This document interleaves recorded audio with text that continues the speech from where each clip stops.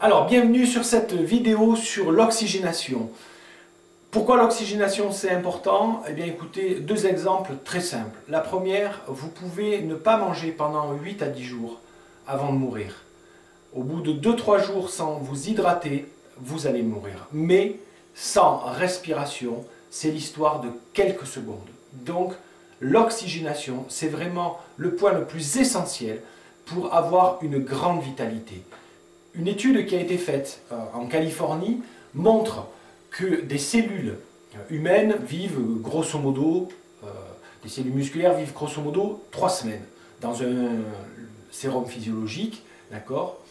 Si ces cellules sont particulièrement bien oxygénées, eh bien elles peuvent vivre quasiment éternellement. L'expérience a commencé dans les années 60 et ils l'ont arrêté seulement il y a quelques années, d'accord, parce que ils estimaient que là, ils avaient prouvé ce qu'ils voulaient prouver, c'est que des cellules bien oxygénées, eh bien, peuvent vivre quasiment éternellement.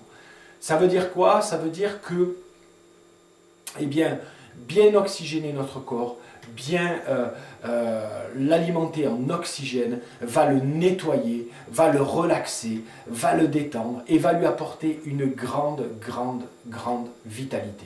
D'accord? Donc, ce qui est important de savoir, c'est que nos cellules baignent dans un liquide qu'on appelle la lymphe, d'accord? C'est-à-dire que tous nos organes, nos cellules sont dans la lymphe, ce liquide qui ressemble à un petit peu de l'eau, d'accord? Et qui transporte tous les déchets, les nutriments, etc., les bactéries, les déchets, les sécrétions des bactéries, etc., qui sont dans notre organisme, et bien tout ça circule dans notre corps. Et en fait, comme nous sommes faits principalement d'eau, d'accord, cette eau, c'est la lymphe qui est dans notre organisme. C'est le sang, hein, lui, a le moteur du cœur qui fait circuler le sang pour le régénérer et le nettoyer, mais la lymphe, elle, n'a pas de pompe qui le fait circuler dans tout l'organisme. Ce qui fait que, eh bien, elle peut avoir tendance à stagner, et quand elle stagne, les bactéries et les déchets prolifèrent, d'accord? Et donc là, on est de plus en plus fatigué. Quel est le moyen de faire circuler cette lymphe, ce système lymphatique? Eh bien, le moyen, c'est la respiration, d'accord? Donc, le premier moyen pour avoir une oxygénation au top, pleine d'énergie, pleine vitalité, qui va vous permettre de passer à l'action, de prendre les bonnes décisions, de passer les moments difficiles, eh bien, c'est de pratiquer, premièrement, la respiration contrôlée. Alors, qu'est-ce que c'est la respiration contrôlée? C'est une respiration déjà par le ventre. Okay? Donc, pour comprendre comment ça marche, déjà, si vous respirez par le ventre, c'est très simple. Mettez une main sur la poitrine et une main sur votre ventre, d'accord? Et en fait, c'est très simple, vous allez respirer en sortant le ventre. C'est-à-dire, vous faites rentrer de l'air en sortant le ventre, doucement.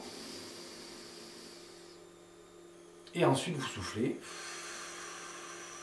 Eh bien, vous devez avoir que la main du bas, celle-là, qui ne bouge pas. La main du haut, vous devez avoir que la main du bas qui bouge, d'accord, avec votre ventre. La main du haut ne doit pas bouger. Ça vous permet d'avoir une respiration par le ventre, d'accord? Ensuite, vous pouvez avoir une respiration par les côtes, d'accord?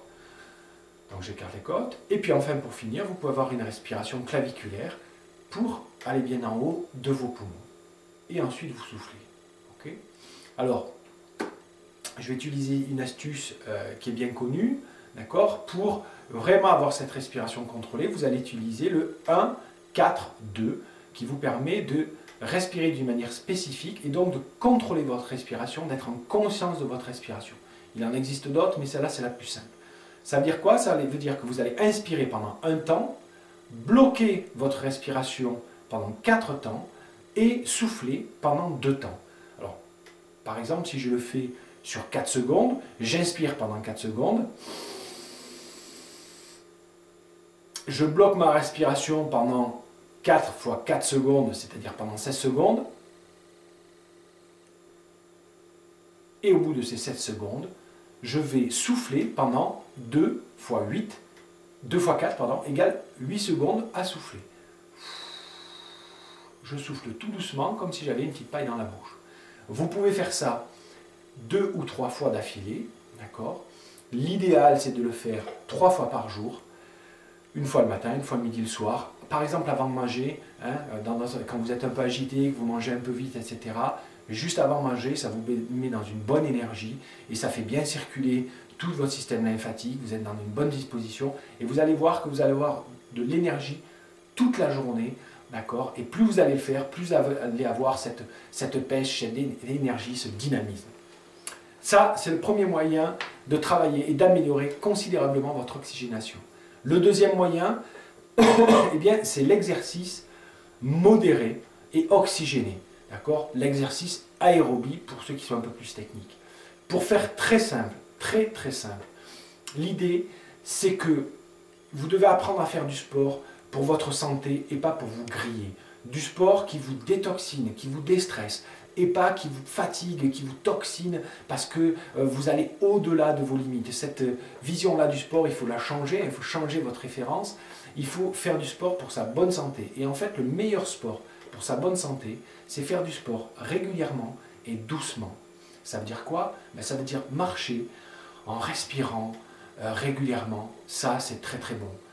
Si vous voulez avoir un peu plus d'efficacité, vous pouvez courir. Mais courir, c'est vraiment trottiner de manière à être très à l'aise au niveau respiratoire, que vous pourriez parler avec quelqu'un, vous pouvez y aller avec un ami, vous pourriez chanter, d'accord? Donc c'est-à-dire vraiment très doucement. Quand les gens font du sport avec moi, souvent ils sont surpris parce que je trottine très doucement. Quelqu'un qui marche un peu vite à côté va plus vite que moi. Mais ça, c'est très bon pour le corps. Vous pouvez faire du vélo, faire du ski de fond très doucement, faire de la natation, tous ces sports-là de plein air qu'on peut faire tranquillement. Vous pouvez également, dans cette période d'hiver où on se trouve des bonnes excuses pour ne pas aller faire du sport, vous pouvez également eh bien, courir sur place, tout simplement, ou faire du trampoline.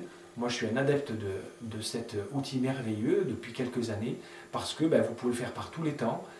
Il existe des trampolines pour une trentaine d'euros chez Decathlon, pour ne pas les nommer, d'accord, qui fait à peu près 80 cm de large. Vous pouvez le plier n'importe où, vous mettez et vous courez sur place. Il n'y a pas de problème de choc, problème articulaire, même si vous êtes en surpoids, tout va très bien. C'est très facile, très agréable. Dernier point important, c'est que faites 10 minutes régulièrement, peut-être d'abord commencer par 1 ou 2 fois par semaine, puis après 3 ou 4 fois par semaine, et puis après, si vous voulez, vous pourrez passer à un quart d'heure, à 20 minutes, d'accord? Plutôt que de rentrer dans les critères, il faut faire 20 minutes, une demi-heure, sinon ça ne sert à rien, ça c'est de la connerie. Mentalement, conditionnez-vous à aimer faire du sport. Faites-le avec de la musique, avec de la belle tenue, dans un endroit où vous êtes bien, d'une façon qui vous convient, même si c'est très peu de temps, mais mettez-vous en route, c'est ça le plus important, de commencer à vous mettre en marche. Ça, c'est très important, il faut le faire, d'accord? Dites-vous que souvent, le plus difficile, ce n'est pas les derniers pas, mais c'est les premiers, en fait, c'est d'aller se mettre en tenue pour démarrer. Alors, avoir des rituels, vous dire, vous y pensez pas, le dimanche soir, vous programmez vos moments de sport et vous savez que tel jour à telle heure ça va être fait, vous préparez déjà vos affaires et vous y mettez. Le gros avantage du trampoline ou de trouver des moyens comme la marche, etc., c'est qu'à la limite, il n'y a pas de tenue spécifique à faire, mais vous commencez à vous mettre dans le sport. Et même si vous n'avez jamais fait de sport, vous allez voir que régulièrement, en faisant ça régulièrement, vous allez prendre du plaisir, vous allez vous sentir de mieux en mieux parce que vous allez détoxiner votre corps, vous allez l'oxygéner, ça va vous faire du bien. Et petit à petit, vous allez arriver à des rythmes réguliers de faire du sport. Pour ceux qui font déjà pas mal de sport régulièrement, etc., eh bien, adoptez cette attitude de faire du sport doucement, juste pour le plaisir, en respirant calmement. Alors si vous avez l'habitude, faites une demi-heure, faites 40 minutes, faites 1 heure si vous voulez. Il y a un docteur américain qui a montré qu'il avait pu courir pendant quasiment 1000 km sans s'arrêter, très doucement, et il se réénergisait à chaque fois. Mais c'est très doucement. Alors, pour ceux qui sont un petit peu plus pointus, vous pouvez pousser le truc en prenant une ceinture cardiaque qui vous donne votre rythme cardiaque, en respectant la règle du 220 moins votre âge, ça vous donne votre fréquence cardiaque maximale. Et puis, courez entre 60 et 75% de votre fréquence cardiaque maximum. Donc si vous avez 40 ans, 220 moins votre âge, ça fait 180. Courez entre 60 et 75% de ces 180 pulsations maximum sur votre cardio-fréquence-mètre. Pareil, aujourd'hui, il en existe à 15-20 € seulement. C'est un magnifique outil pour voir si ce que vous faites, c'est efficace.